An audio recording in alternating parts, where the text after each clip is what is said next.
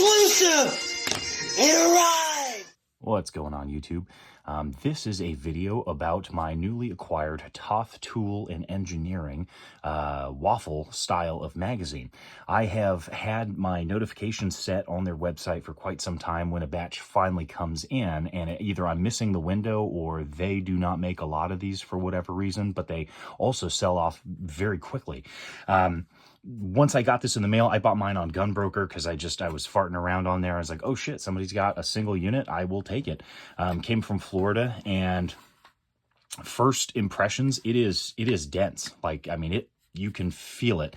On Toth's website, they call this a proprietary blend, but it feels fucking stout. I mean, every bit as stout as the Bulgarian Circle 10. And in my head, I was like, well, the Circle 10 magazines are a little heavy, you know. And then I dig into my to my bag of tricks here, and I think this is it, and I go to pick it up, and I'm like, oh fuck, no, this is actually heavier. Now, I'm not complaining about that. I'm not in the whole like ounces equal pounds bullshit. This is weekend plinking fucking stuff. I'm not a LARPing, guy on YouTube, fucking talking about night vision and suppressors every 24 fucking seconds. But long story short, finally acquired this, and it's, even though it's heavier, I mean, for a person who is collecting polymer steel reinforced magazines, this was one of the white whales that I was waiting on.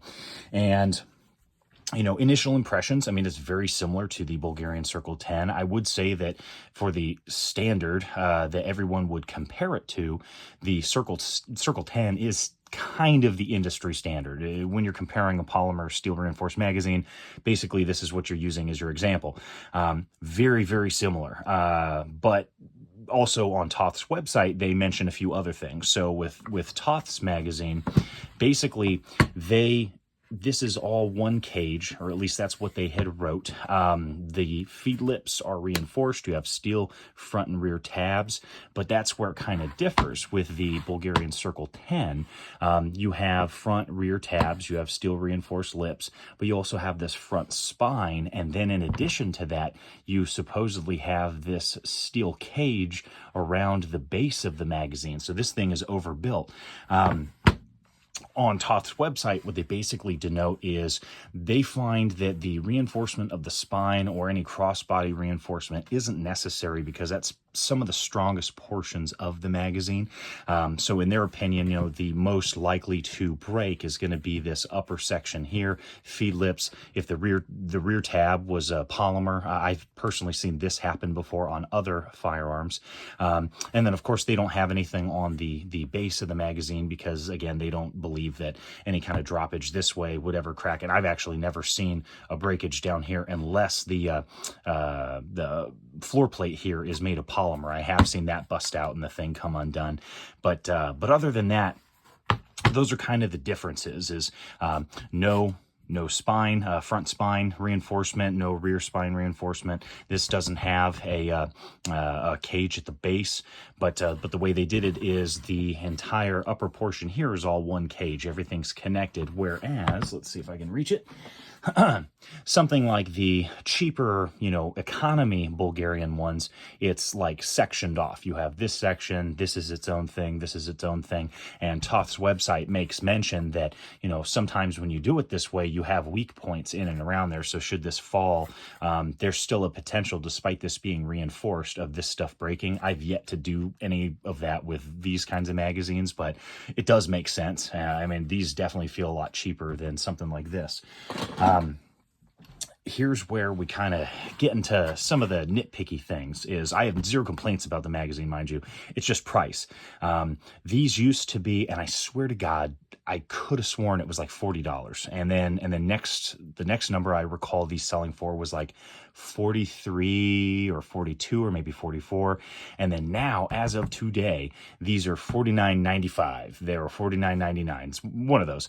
And the current market price for the Bulgarian Circle 10s hovers around $49.95 to $52.99. So it's now in the same camp. If you were going to choose, basically, if I'm spending the big boy money anyway, a couple of bucks, I'm probably going to go with this.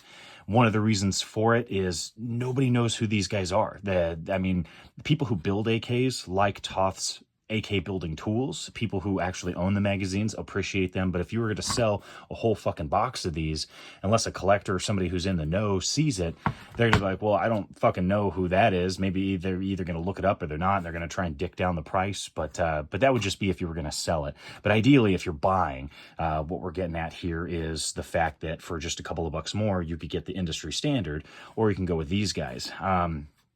These are fantastic magazines. I mean, by saving just a few dollars, I think you would be perfectly fine investing in these. The spring tension is absolutely fantastic. They did upgrade the follower according to their the new literature on their website.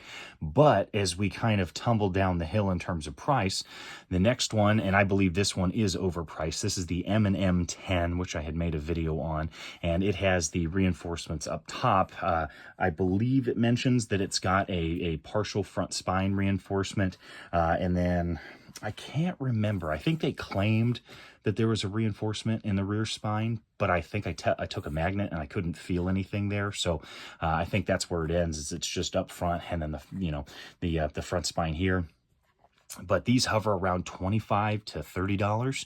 And as of late, I know I keep, shilling for Palmetto State Armory, but their style of waffle mags, these are now the black Gen 2 waffle mags are $20 fucking. And you have a very thick front and rear steel tab. You have just an amazing steel reinforced feed lip. I believe it's got a partial front spine, and it's $20. So if I'm, new into guns and stuff like that, I'll be honest, like Palmetto is just knocking it out of the park with their shit. Even the standard price, I think, is like $22.99 for the variations of the Palmetto State, polymer reinforced magazines. So if you're looking to, save your money and maximize your spending, obviously this is the way to go. I don't really think I would suggest this one to anybody because it's kind of in the middle, and it doesn't make sense to go heavy with these unless they were to drop off in price and be like $10 or $15 or $20, and then then it would become more opportunistic purchasing of like, oh, I found this and it was on sale with free shipping or whatever. Then I could suggest the M&M 10 magazine, but this really doesn't do anything special. And it kind of, you can push in on the body, so the polymer blend isn't as strong. And I haven't shot the shit out of these yet, so I really don't know. But here's the other shitty thing, is if you look, that's just a wrapping of the rear tab, just like the Bulgarian ones. Odds are, same kind of configuration, maybe a little bit better polymer. And, I mean, really, they are basically the same goddamn thing. So you're paying a whole lot more for what essentially costs like $10 on Gun Mag Warehouse for these guys. So again, that's something where this one's probably just out the window for how much this costs. This is kind of a ripoff. But having these three, industry standard, a very, very top contender for second place, and then something that would be more, economy focused, like the Palmetto State Armory, and you really can't go wrong. One cool thing, Toth Tool basically marks fucking everything on their magazine. So you got, insignias there, Toth Tool and Engineering, AK-47, 7.62x39. I would really dig it if they could make a 5.56 model. On the floor plate, Toth TT and E. Everything's marked US, so if you are for some reason concerned about 922R, at least you got shit. I mean, goddamn, dude, they even fucking mark their follower. They even mark this little bitch down here, so that's pretty goddamn cool. The spring is fantastic. I mean, this thing it feels like it is coated.